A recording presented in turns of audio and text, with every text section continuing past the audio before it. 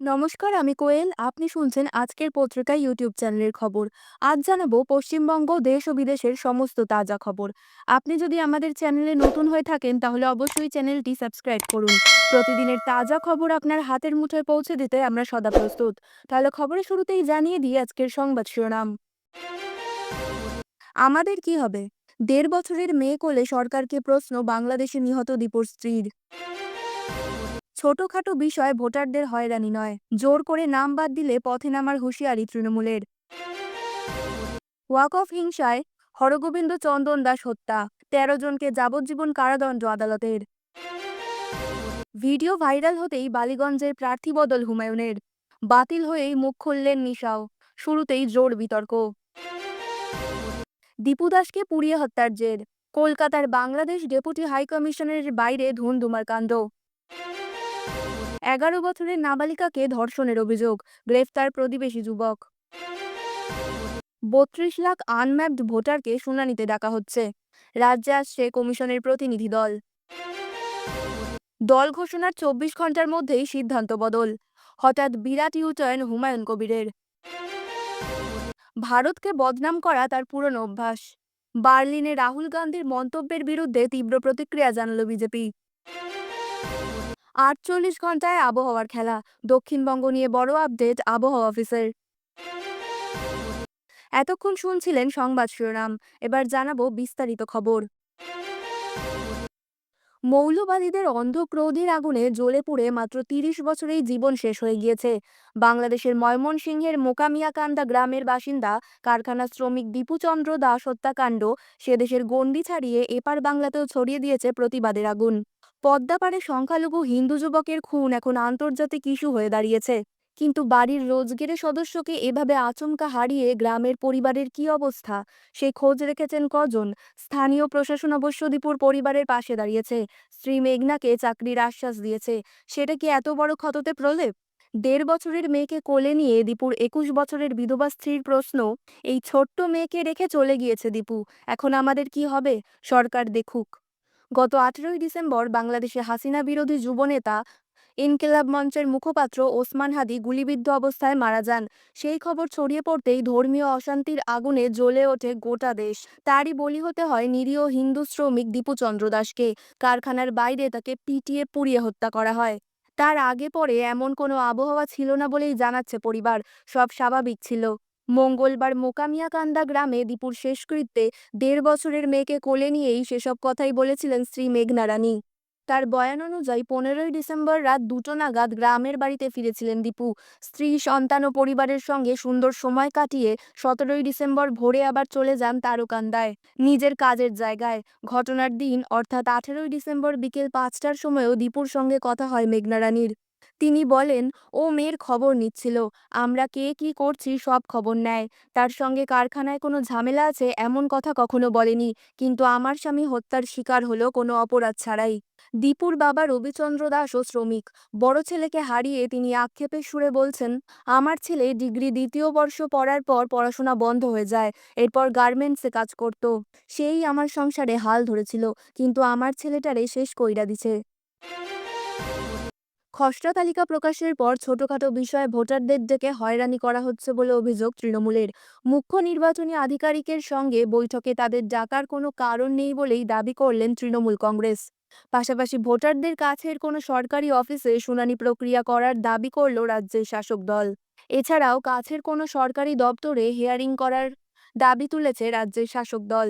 পাশাপাশি তৃণমূলের হুঁশিয়ারি, কমিশন জোর করে ১ কোটির বেশি নাম বাতিলের পথে হাঁটলে তৃণমূল আন্দোলনে নামবে। আজ মঙ্গলবার মুখ্য নির্বাচনী আধিকারিকের মনোজ আগরওয়ালের সঙ্গে বৈঠক করেন তৃণমূলের ৫ সদস্যের প্রতিনিধি দল। ছিলেন রাজ্যের ৩ মন্ত্রী, চন্দ্রিমা ভট্টাচার্য, শশী পাজা, পুলক রায়, এছাড়াও সাংসদ পার্থ ভৌমিক ও বাপি হালদার। বৈঠক শেষে বেরিয়ে এসে সাংবাদিক সম্মেলন করে তৃণমূল জানায়, ছোটখাটো বিষয়ে ভোটারদের শুনানি প্রক্রিয়ায় ডাকা বন্ধ করার দাবি তুলেছেন তারা। চন্দ্রিমা ভট্টাচার্য বলেন, লজিক্যাল সমস্যা অর্থাৎ নামের বানান ভুল, ইংরেজিতে এক নাম বাংলায় নাম অন্য, এই সমস্ত বিষয় ভোটারদের ডাকার কোনো কারণ নেই, সেই বিষয়টি আমরা জানিয়ে এসেছি। তৃণমূলের দাবি, এনুমারেশন পর্বে ইলেকশন কমিশন জানিয়েছিল ৬ জন আত্মীয়ের অর্থাৎ বাবা, মা, ঠাকুরদা, ঠাকুমা ও দাদু দিদার নাম দিয়ে ম্যাপিং করতে পারবেন ভোটাররা। এখন তাদেরও ডকুমেন্ট চাওয়া হচ্ছে। বারে বারে বিভিন্ন রকম কথা বলায় ভোটাররা আতঙ্কিত হচ্ছেন। এতে অন্য বার্তা যাচ্ছে। তাই ইলেকশন কমিশন বারবার অন্যরকম কথা বলা উচিত নয় বলে কমিশনকে জানিয়েছেন তারা। এছাড়াও আধার কার্ডকে ১২ নম্বর ডকুমেন্ট হিসেবে মান্যতা দিতে হবে বলে দাবি করেছে তৃণমূলের প্রতিনিধি দল। কমিশন সব জায়গায় ১১টি নথির কথা বলেছে, আধার কার্ডের কথা বলছে না। তাই মানুষ বিভ্রান্ত হচ্ছেন বলে দাবি তৃণমূলের। চন্দ্রিমা বলেন, বিহার এসআইআর এর সময় সুপ্রিম কোর্ট আধার কার্ডকে গ্রহণ করতে বলেছিল, কিন্তু নির্বাচন কমিশন কোথাও সেই কথা বলছে না। তারা বলছে আধার কার্ড নাগরিকত্বের প্রমাণ নয়। আমরা বলছি যে কয়টি ডকুমেন্টের কথা নির্বাচন কমিশন বলেছে সেগুলি একটাও নাগরিকত্বের প্রমাণ নয়। তাছাড়াও সুপ্রিম কোর্টও বলেছে ইলেকশন কমিশন কোথাও রিটেক ইলেকশন কমিশন কোনোভাবেই নাগরিকত্ব দিতে পারে না। এই দাবিগুলির পাশাপাশি স্থানীয় কোনো সরকারি দপ্তরে শুনানি প্রক্রিয়া করার দাবি তুলেছে তৃণমূল। চন্দ্রিমা সহ বাকিদের দাবি, দূরে ব্লক অফিসে, ডিএম অফিসে শুনানি হলে অনেকের যেতে অসুবিধা হবে, টাকাও খরচ হবে। চন্দ্রিমার কথায়, গ্রাম পঞ্চায়েত বা পৌরসভার অফিসে হিয়ারিং করুন, ওয়ার্ডে ওয়ার্ডে এই প্রক্রিয়া করুন। এই সংক্রান্ত বিষয়ে নির্দেশিকা দিন, না হলে মানুষ বিভ্রান্ত হচ্ছেন। ওয়াকফ হিংসার মাঝে পড়ে মুর্শিদাবাদের জাফরাবাদে বাবা ছেলের হত্যাকাণ্ডে সাজা ঘোষণা করল জঙ্গিপুর মহকুমা আদালত। দোষী ১৩ জনকে যাবজ্জীবন কারাদণ্ডের নির্দেশ দিলেন বিচারক অমিতাভ মুখোপাধ্যায়। পাশাপাশি মৃত চন্দন দাস ও হরগোবিন্দ দাসের পরিবারকে ১৫ লক্ষ টাকা ক্ষতিপূরণের নির্দেশ দিয়েছেন বিচারক। সোমবার ১৩ জনকে দোষী সাব্যস্ত করা হয়েছিল। আজ সাজা ঘোষণা হলো। বিরোধী দলনেতা শুভেন্দু অধিকারী অবশ্য এই সাজায় অসন্তোষ প্রকাশ করেছেন। তার মন্তব্য, ফাঁসির রায় হওয়া উচিত ছিল। এই রায়কে চ্যালেঞ্জ করে হাইকোর্টের দ্বারস্থ হওয়ার কথা জানিয়েছেন তিনি। গত এপ্রিলে ওয়াকফ আইন লাগু হওয়ার পর তার বিরোধিতায় পথে নেমে বিক্ষোভে সামিল হন সংখ্যালঘু সম্প্রদায়ের মানুষজন। দেশের বিভিন্ন প্রান্তের মতো বঙ্গেও তার সাময়িক আঁচ পড়ে। মুর্শিদাবাদ, মালদহ, সুন্দরবন এলাকায় অশান্তির ছবি দেখা গিয়েছিল। তার মাঝে গত ১২ই এপ্রিল শামশেরগঞ্জের জাফরাবাদে এই ওয়াকফ হিংসার প্রতিবাদের সঙ্গে বিন্দুমাত্র সম্পর্ক না থাকলেও প্রাণ গিয়েছিল স্থানীয় দাস পরিবারের বাবা ছেলের। অভিযোগ ওঠে, বিক্ষোভের মাঝে পড়ে যাওয়ায় বাবা হরগোবিন্দ দাস ও ছেলে চন্দন দাসকে কুপিয়ে খুন করা হয়। এতে আগুনে নতুন করে ঘি পড়ে। এই হত্যাকাণ্ডের তদন্তে সিড করা হয় জেলা পুলিশের তরফে। একে একে গ্রেপ্তার হতে থাকে অভিযুক্তরা। শুরু হয় বিচার প্রক্রিয়া। ডিসেম্বরের ১৬ তারিখ পর্যন্ত জঙ্গিপুর মহকুমা আদালতে চলে শুনানি। ২২ তারিখ সোমবার রায় ঘোষণা করেন বিচারক অমিতাভ মুখোপাধ্যায়। বাবা ছেলেকে কুপিয়ে খুনের ঘটনায় ১৩ জন দোষী সাব্যস্ত হয়। মঙ্গলবার তাদের যাবজ্জীবন কারাদণ্ড ঘোষণা করলেন বিচারক। এ নিয়ে বিরোধী দলনেতা শুভেন্দু অধিকারীর প্রতিক্রিয়া, মৌলবাদীদের হাতে নৃশংসভাবে খুন হতে হয়েছে হিন্দু চন্দন দাস ও হরগোবিন্দ দাসকে। খুনিদের ফাঁসির সাজা হওয়া উচিত ছিল। এই রায় সন্তোষজনক নয়। রায়কে চ্যালেঞ্জ করে হাইকোর্টের দ্বারস্থ হওয়ার কথা জানিয়েছেন শুভেন্দু। নাম ঘোষণার ২৪ ঘণ্টার মধ্যেই বালিগঞ্জে তার নতুন দলের প্রার্থী বদলের কথা জানালেন জনতা উন্নয়ন পার্টির চেয়ারম্যান হুমায়ুন কবির। গতকাল বেলডাঙায় নতুন দলের নাম ঘোষণার সঙ্গে সঙ্গেই বিধানসভা নির্বাচনের জন্য রাজ্যের বেশ কয়েকটি কেন্দ্রে দলের প্রার্থীর নামও ঘোষণা করেন হুমায়ুন।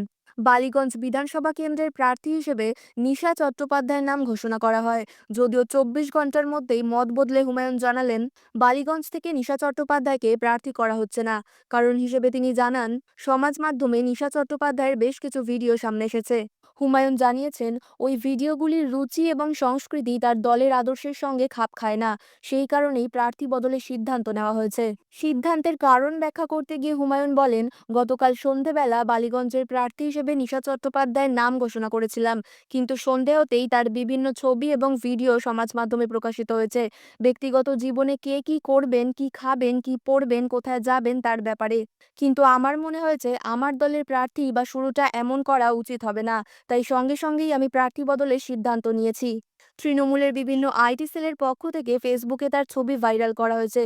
তাতে মনে হয়েছে আমার দলের শুরুতে এ ধরনের কোনো ব্যক্তিকে বিধানসভার মতো পবিত্র স্থানে পাঠানোর চেষ্টা করলে মানুষ আমাকে ভুল বুঝতে পারে। তাই আমি সিদ্ধান্ত বদল করেছি। হুমায়ুন জানিয়েছে, বালিগঞ্জ থেকে কাকে প্রার্থী করা হবে তা আলোচনা করে জানিয়ে দেওয়া হবে। যদিও হুমায়ুনের এই যুক্তি উড়িয়ে দিয়েছেন নিশা চট্টোপাধ্যায়। তার পাল্টা দাবি, সোশ্যাল মিডিয়া ইনফ্লুয়েন্সার হওয়ার পাশাপাশি সমাজসেবামূলক কাজের সঙ্গেও তিনি যুক্ত। হুমায়ুনও তাকে বলেছিলেন নতুন দল করলে তাকে জায়গা দেওয়া হবে। সেই সূত্রেই বেলডাঙায় হুমায়ুনের নতুন দল ঘোষণার অনুষ্ঠানে গিয়েছিলেন তিনি। সাংবাদিক বৈঠক করে হুমায়ুনের পাল্টা দাবি, আমার নাম যখন ঘোষণা হয়েছে তখনও আমি হতাশ, যখন নাম প্রত্যাহার করেছে তখনও হতাশ। উনি নতুন দল করেছেন তাই বলেই গিয়েছিলাম। আমি সমাজসেবামূলক কাজ করি, মানুষের জন্য কাজ করতে চাই, সেই হিসেবে গিয়েছিলাম। আগেই বলেছিলেন দল করলে তোমাকে জায়গা দেব, হঠাৎ আমার নাম ঘোষণা করা হয়। তবে নিশা চট্টোপাধ্যায় জানিয়েছেন বন্ধু হিসেবে হুমায়ুনের পাশে থাকবেন তিনি। সবংয়ে নাবালিকাকে ফুঁসলিয়ে বাড়িতে নিয়ে গিয়ে ধর্ষণের অভিযোগে গ্রেফতার প্রতিবেশী যুবক। ধৃত বছর 25-এর যুবকের নাম শেখ শাহরুখ, বাড়ি সবং ব্লকের বুড়াল এলাকায়। সোমবার সন্ধ্যায় অভিযুক্তকে গ্রেফতার করেছে সবং থানার পুলিশ। এদিন সকালেই 11 বছর বয়সী এক নাবালিকাকে ধর্ষণ করার অভিযোগ দায়ের হয় শাহরুখের বিরুদ্ধে। তদন্তে নেমে সন্ধ্যা নাগাদ গ্রেফতার করা হয় অভিযুক্তকে। আজ পাঠানো হয় মেদিনীপুর আদালতে। পুলিশ সূত্রে জানা যায় গত 12ই ডিসেম্বর বিকেলে ঘটনাটি ঘটে। ওই দিন বাড়ির সামনেই বন্ধুদের সঙ্গে খেলছিল 11 বছর বয়সী ওই নাবালিকা। সেই সময় প্রতিবেশী ওই যুবক নাবালিকাকে নিজের বাড়িতে ডেকে নিয়ে গিয়ে ধর্ষণ করে বলে অভিযোগ। সেই সময় যুবকের বাড়িতে কেউ ছিল না। সেই সুযোগেই বাড়ির দরজা লাগিয়ে দিয়ে নাবালিকাকে ধর্ষণ করা হয় বলে অভিযোগ। সোমবার সকালে নির্যাতিতা নাবালিকার মা সবং থানায় লিখিত অভিযোগ দায়ের করেন। অভিযোগের ভিত্তিতে প্রতিবেশী ওই যুবককে গ্রেফতার করে পুলিশ। ধৃতের বিরুদ্ধে পক্সো মামলা রুজু করা হয়েছে বলে জানিয়েছে জেলা পুলিশের এক আধিকারিক। সেই সঙ্গেই ধৃতকে মঙ্গলবার মেদিনীপুর আদালতে পাঠায় সবং থানার পুলিশ। নাবালিকার পরিবার এ বিষয়ে সাংবাদিকদের কিছু বলতে চায়নি, তবে অভিযুক্ত নিজেই নির্দোষ দাবি করেন। পশ্চিমবঙ্গে নির্বাচন কমিশনের বিশেষ নিবিড় সংশোধন প্রক্রিয়ায় প্রথম ধাপে প্রায় 32 লক্ষ আনম্যাপড ভোটারকে শুনানিতে ডাকা হবে, যারা 2002 সালের ভোটার তালিকায় নিজেদের নাম, পরিবারের সদস্যদের নামের সঙ্গে লিঙ্ক করতে পারেননি। তাদের শুনানি 27 ডিসেম্বর থেকে শুরু হবে। পশ্চিমবঙ্গ মুখ্য নির্বাচনী আধিকারিক দফতরের এক আধিকারিক বলেন, গতকাল প্রায় 10 লক্ষ এমন ভোটারকে নোটিশ পাঠানো শুরু করেছি এবং আজ থেকে আরও 22 লক্ষ ভোটারকেও এই নোটিশ জারি করা হবে। গণনা পর্বের সময় রাজ্য জুড়ে মোট 31,68,424 জন আনম্যাপড ভোটার চিহ্নিত করা হয়েছিল। এই শুনানি প্রক্রিয়া জেলা শাসক ও মহকুমা শাসকের অফিস, বিভিন্ন সরকারি দফতর, বিদ্যালয় ও কলেজগুলোতে পরিচালিত হবে। কমিশন সূত্রের খবর, যৌক্তিক অসঙ্গতিযুক্ত ভোটারদের বিষয়টি পরবর্তী ধাপে বিবেচনা করা হবে, যার জন্য নির্বাচন কমিশনের কাছ থেকে নির্দেশিকা চাওয়া হয়েছে। প্রতিটি শুনানি একজন মাইক্রো পর্যবেক্ষকের তত্ত্বাবধানে অনুষ্ঠিত হবে। 4,000 মাইক্রো পর্যবেক্ষকের প্রশিক্ষণ কাল কলকাতায় 2টি পর্যায়ে অনুষ্ঠিত হবে, যেখানে জানানো হয়েছে যে এই পর্যবেক্ষকেরা সকলেই রাজ্য সরকারের আধিকারিক। তবে তৃণমূল কংগ্রেস সুপ্রিমো এবং পশ্চিমবঙ্গের মুখ্যমন্ত্রী মমতা বন্দ্যোপাধ্যায় গতকাল অভিযোগ করেছেন যে এই মাইক্রো পর্যবেক্ষকদের স্থানীয় বাংলা ভাষা সম্পর্কে জ্ঞান নেই। রাজ্য সিইও অফিসের সূত্রানুযায়ী ভোটার তালিকার বিশেষ নিবিড় সংশোধনের অগ্রগতির পর্যালোচনা করতে নির্বাচন কমিশনের একটি প্রতিনিধি দল রাজ্য পরিদর্শনে আসবে। কমিশনের প্রধান সচিব এস.বি. যোশী এবং উপসচিব অভিনব আগরওয়াল এসআইআর প্রক্রিয়ার অধীনে শুনানি পর্বের অগ্রগতি মূল্যায়নের জন্য রাজ্যে পৌঁছবেন এবং 24শে ডিসেম্বর অনুষ্ঠিতব্য মাইক্রো পর্যবেক্ষকের প্রশিক্ষণ কর্মসূচিতেও উপস্থিত থাকবেন। ভরা ডিসেম্বরে তাপমাত্রা নামছে হুড়মুড়িয়ে।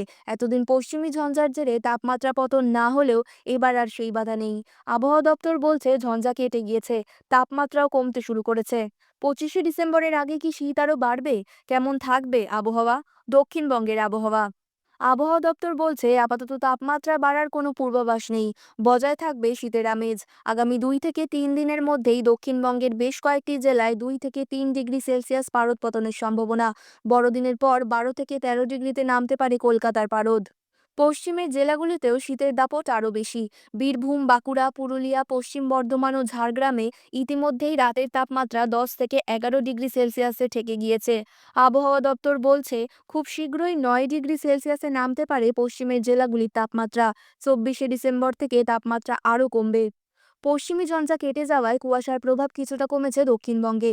পুরুলিয়া, পশ্চিম বর্ধমান ও বীরভূমের মতো কিছু জেলায় সকালবেলায় কুয়াশার দাপট থাকবে, তবে বেলা বাড়লে পরিষ্কার আকাশ দেখা যাবে।